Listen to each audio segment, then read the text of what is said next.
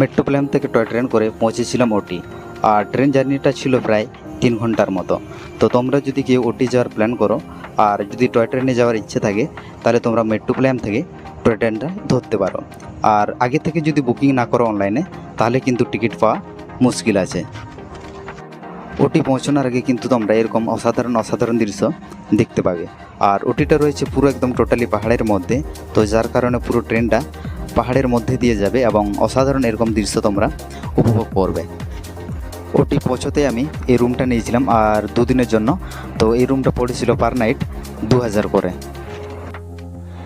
এখানে ওটির টুরিস্ট প্লেসগুলোর মধ্যে যেগুলো রয়েছে